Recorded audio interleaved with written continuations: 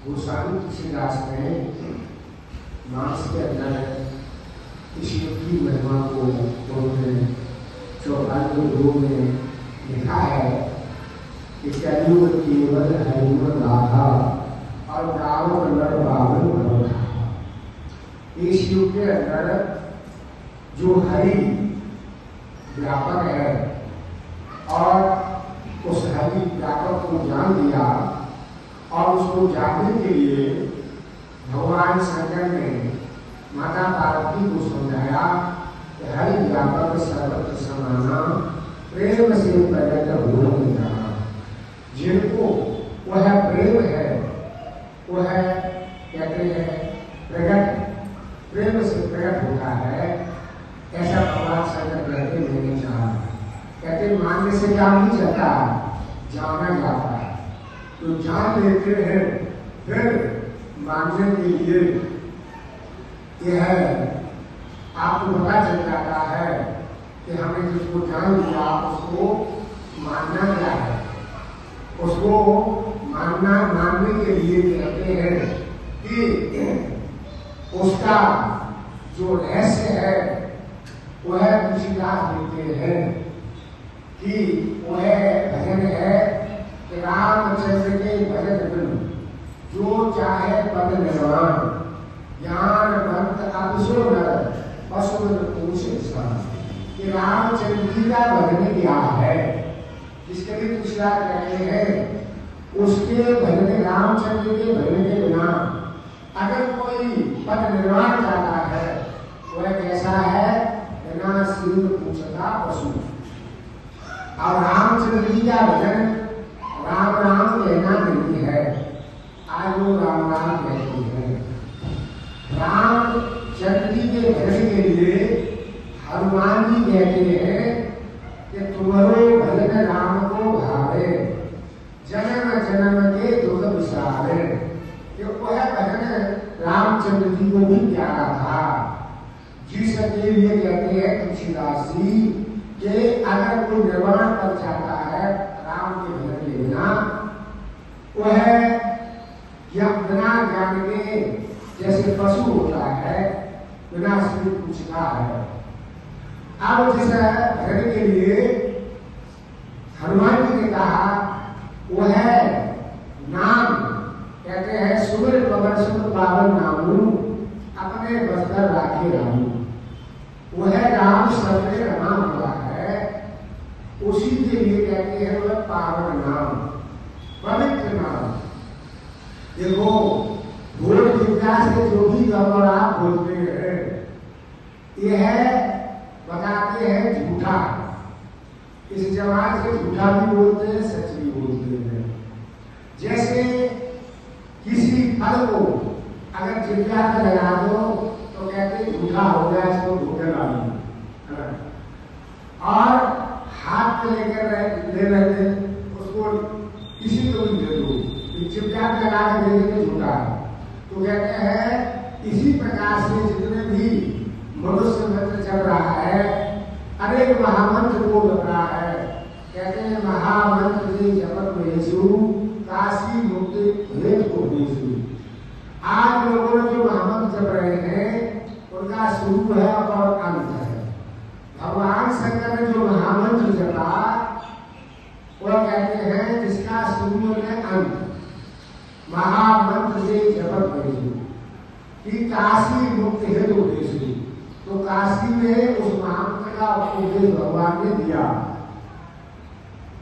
जिस नाम के लिए, जिस मुक्ति के लिए भगवान शंकर कहते हैं माता पार्वती से कि जब वह माता पार्वती को नाम का ज्ञान कराया तो कहते हैं सहस्त्र नाम सर्वस्व शिववाणी जब जे संग भवानी।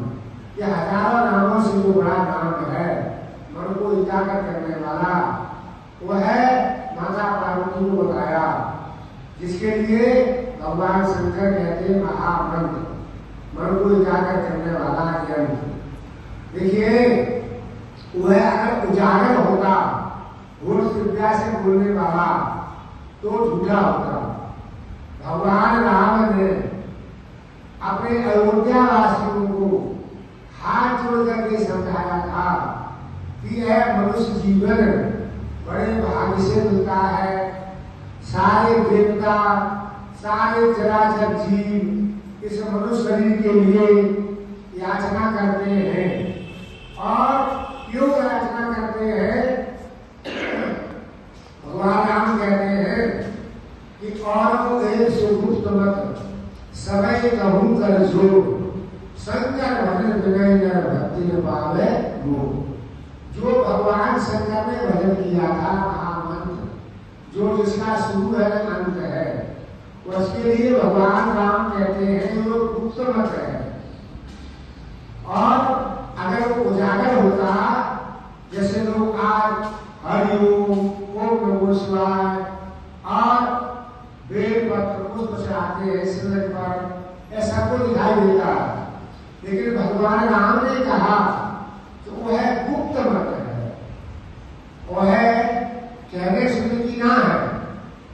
कहते हैं कहने सुनने की ना है, देखा देखी बात और दूल्हा दुल्हन मिल गए भीगी पड़ी बारात। वह देखा जाता है और जो उसको देखते हैं तो जिस प्रकार से दूल्हा दुल्हन की जब कहते हैं बरमाला हो जाती है तो सब अपने अपने चले जाते हैं, वह मेरे लोगों की सजावट भी फीकी हो जाती है। इसी प्रकार से जब वह कहते हैं उस गुप्त नाम का जब अयोध्या के अंदर जब वह देख लेते हैं तो ये सारा संसार फीका नजर आता है।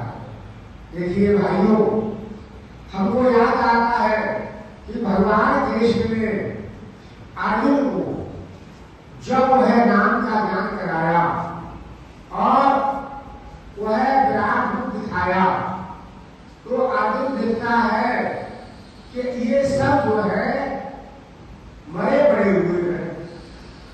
जो अर्जुन ने देखा कि है नाम किसी के पास नहीं है, नाम के बिना वह मरने के समान है।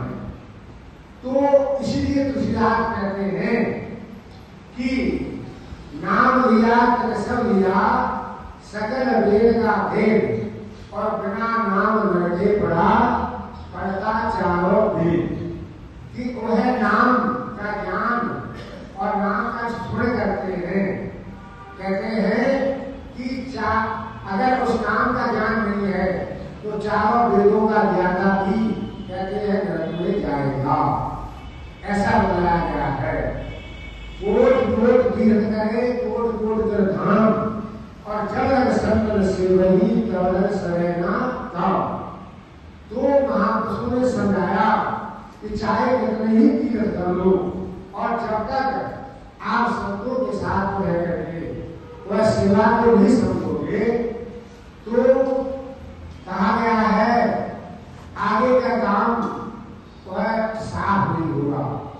तो देखो भजनों में गाते हैं कि फिर ना मिलेगा बंदे, फिर ना मिलेगा मनुष्य जन्म, फिर ना मिले पिछला रास्ता साफ ने की ना आगे बिछाइए करने मनुष्य जन्म फिर ना मिले। तो मनुष्य जीवन मिला ही इसलिए है कि अब आगे का रास्ता साफ कर ले। गुरु बतावे साधु को, साधु कहे गुरु पूज और अरस परस के मेले में हुए कदम की सूझ। देखो गुरु महाराज जी क्या कहते हैं कि आप संत महात्माओं के सानिध्य में रह करके और ज्ञान प्रचार करोगे और उस जिस ज्ञान के लिए कहा गया है कि वो है ज्ञान अगर जो नहीं जानते हैं कौन सा ज्ञान, अपने आप का ज्ञान। देखो हमें अपने आप को शरीर को देख रहे हैं, लेकिन ये शरीर मां के गर्भ से आ गया, बड़ा हुआ, जवान हुआ, नमस्कार में आ गए, लेकिन हमारा वास्तविक स्वरूप क्या है उसका ज्ञान चाहिए। जिसके लिए कहते हैं अगर अमर अविनाशी है क्या वह आत्मा, और आत्मा वह कहते हैं कि आत्मा का स्वरूप तेजो स्वरूप, ज्योति स्वरूप, और वह परमात्मा जो ज्योति स्वरूप है उसका नाम अव्यक्त है, 16 स्वर 36 व्यंजनों से परे है। वह कहते हैं घट में है सूझे नहीं, नानक ऐसी जिंद, और तुलसी या संसार को भयो मोदिया बिन, कि घट में है दिखाई नहीं पड़ता, कमरे में अंधेरा है तो हमें लाइट जलानी पड़ती है तब वस्तु नजर आती है। इसी प्रकार से वह ज्योति स्वरूप परमात्मा सबके पास में है, लेकिन वह उसका कहते हैं कि देखना नहीं जानते। गुरु महाराज जी वह साधन बदला करके, कैसे साधन बदलाते हैं कि जैसे छोटा बच्चा होता है तो वह खड़ा नहीं हो पाता, उसको खड़ा करते हैं, चलने के लिए उंगली कराते हैं, और कहते हैं तो उसके कुछ खिलौना ऐसा आते रहते हैं उसमें बैठ खड़े होकर के वो चलता है, पैरों में जूता ऐसा करा देते हैं वो आवाज करता है, बच्चा पैर उठाता है, पैर उठाता है, तो धीरे धीरे उसको चलना सिखाते हैं। जब वो चलना सीख जाता है, दौड़ने लग जाता है, फिर उसकी चिंता नहीं होती। इसी प्रकार से गुरु महाराज जी पहले पहले वह चलना सिखाते हैं। ध्यान में अनेक प्रकार के जो है रूप आते हैं, और उन रूप को देखते देखते मन रहा, कहते हैं निरंतर वाला घर में दरिद्रा, जो जो भी ध्यान लगावे निश्चय पर ठहरा, तो मन जब ठहर जाता है ध्यान करते करते, तो देखो ये निश्चय है कि मन रुकता है, वैसे मन नहीं रुकता। मन जो है वह वहां नहीं जाता, मन कहा जाता है नीचे की तरफ। तो गुरु महाराज जी हमारे सुख के लिए मन को ऊपर ध्यान लगाने के लिए साधन बदलाते हैं। जब ऊपर ध्यान करते हैं तो सुख मिलता है, और अगर कष्ट आता है तो कहते सत्संग में जाइए, सत्संग में क्या बताया जाता है, कोई सेवा करिए, तो सेवा से मन एकाग्र होता है, और ध्यान करने से जब नहीं होता है तो सेवा करने से मन एकाग्र होता है। इसीलिए कहा जाता है कि तन मन धन सब अर्पण गुरु चरण कीजिए, और ब्रह्मानंद कहते हैं परम गति मोक्ष गति लीजिए। और देखो ओम ऋषि आदि जी आते हैं, उसको भी कहते हैं कि तन मन धन सब कुछ है तेरा, और तेरा गुरु को अर्पण क्या आगे देगा, कि भाई तेरा सब कुछ है और तेरे को मैं अर्पण करता हूँ, मेरा क्या है। देखो हम सब संसार में आते हैं तो भगवान ने हमको क्या चीज दिया है, वही खजाना दिया है श्वासों का, वही याद दिलाया जाता है बार बार कि श्वासों का खजाना भगवान ने सबको दिया। भगवान ने किसी के साथ कोई हेरा फेरी नहीं किया, किसी को कम ज्यादा नहीं दिया, सबको बराबर दिया। लेकिन जो अपने श्वास को खजाने को महत्व को समझ जाता है, रहस्य को समझ जाता है, ये श्वास हमको बेशकीमती भगवान ने दिए हैं, ये श्वास खरीदे नहीं जा सकते हैं। तो श्वासों को भगवान को अर्पण करने का ज्ञान गुरु महाराज जी देते हैं, और उसकी विधि बतलाते हैं संत महात्मा। यह गुरु महाराज जी का आदेश है, इन श्वासों को वह इस नाम में जोड़ दो, इस नाम को श्वासों में जोड़ दो, तो आपका श्वास उस भगवान को अर्पण होगा। जो नाम भगवान का अव्यक्त है, जो भगवान का स्वरूप इन आंखों का विषय नहीं है और तीसरे नेत्र का विषय है। तो देखिए जब हम मां के गर्भ में थे तो वही भजन हम करते थे, और जहाँ उल्टा आसन था वहाँ कष्ट मिलता था, तो भगवान से यही प्रार्थना करते थे कि मैं आपका भजन करूंगा। और जब है आ गए, आप सीधा हो गए, अब जो है आप देखिए छोटे छोटे बच्चे हैं, वो खूब दौड़ते हैं, उनको दौड़ने में बड़ा आनंद आता है। तो ऐसे ही साथियों के साथ ये दौड़ते दौड़ते अब जो है अब समय